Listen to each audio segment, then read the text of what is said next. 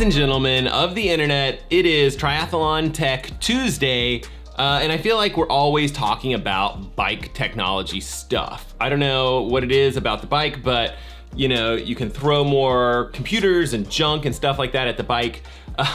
We never talk about technology when we're talking about the pool. And maybe it's because there's not a ton of technology in the water, I don't know. But today, what I figured I would do is just go through and talk a little bit about what's in my swim bag, the kind of stuff that I am about to take with me right now to go to the pool. So without further ado, here's my bag that I just went ahead and packed up, and I have like a protein shake for afterwards because basically I'm going to go right into doing a podcast after my swim. So I'm thinking right after the swim I'm gonna be starving, and I think, you know, it would be nice to have something to take in substance-wise after my swim. I also have like a little sports drink to sip on during the workout. I usually only do this if I think I'm gonna do kind of like a longer swim. Otherwise, you know, I'll do like water or something just to have kind of on the pool deck next to me.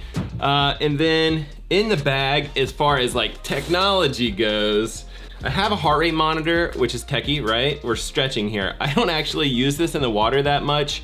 It might be better if you guys are concerned with your TSS points, which basically is your training stress score. There are programs out there for calculating like your training stress score in the water.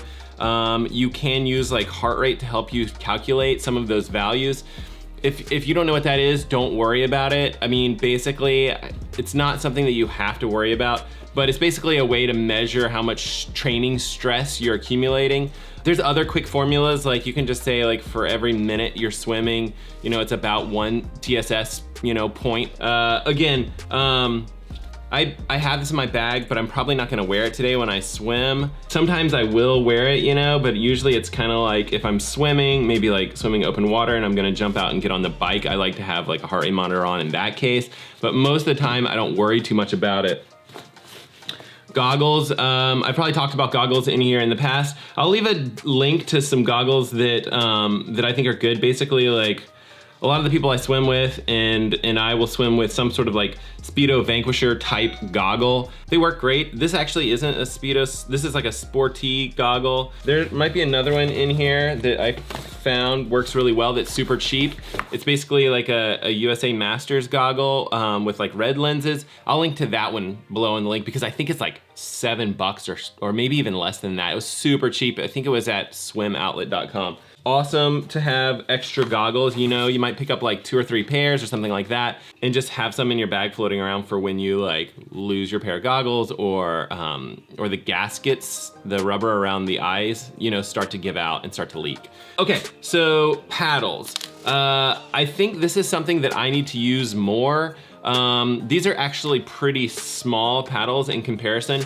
You can get different size paddles, and it's not necessarily exactly related to like how big you are or how big your hands are or anything like that. But bigger paddles will put more stress on your arms and shoulders and basically allow you to pull more water. So theoretically, you should be able to swim faster with paddles than without paddles.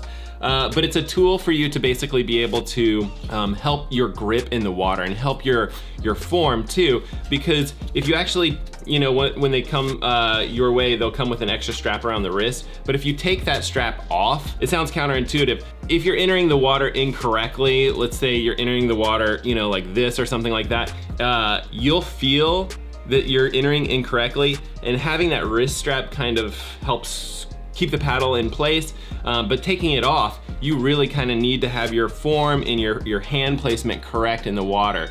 So I recommend just kind of like ditching the hand strap, and you'll feel if you're incorrect in the water. You'll need to get your hand placement in the water correct to be able to use this paddle. So it kind of forces you to use decent form.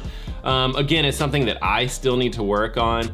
My shoulders get super tired when I use the paddles. I think it's something that could help me. Check back with me in a couple months and I'll let you know. Hopefully I'll be using it. I have a swim cap in here, but I typically use it for open water. I don't always use it in the pool. Actually, I hardly ever use it in the pool. I think maybe it's something that, again, it's something that I probably should do, because every race that you're doing will typically require that you wear, you know, a cap, a swim cap. And I have a whole bunch of nice swim caps because you get them at a lot of the races.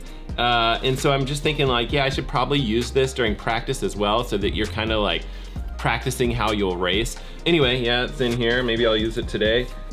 This is a pool buoy, and if you're new to swimming, I think it's a great tool for you to use. Again, what it will do, you put it between your legs and it'll help float your butt up. And I think it's good for you guys to kind of get used to kind of like the proper form.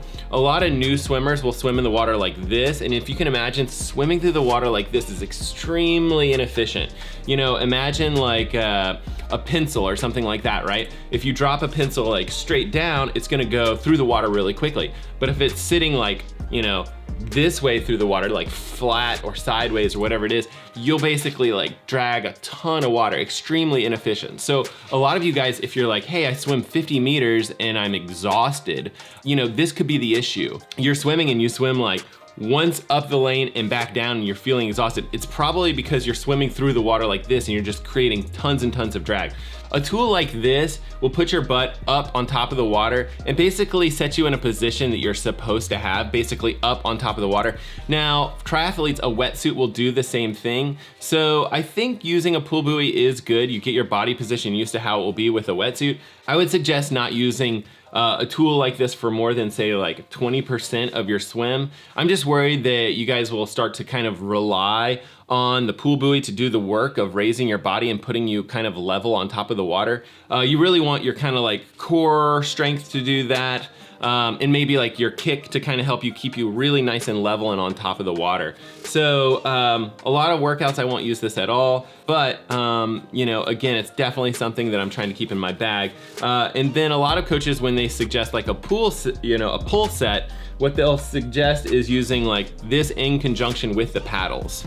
So that's great. You know, I think those are great to have in the water as well. Your pool may have those just kind of like on the side of the pool deck. So it might be something you can borrow and that you don't have to buy. They're not super expensive. I will leave a link to wherever I picked up mine in the description. And then the next tool that I want to talk about is this just latex tube that I cut.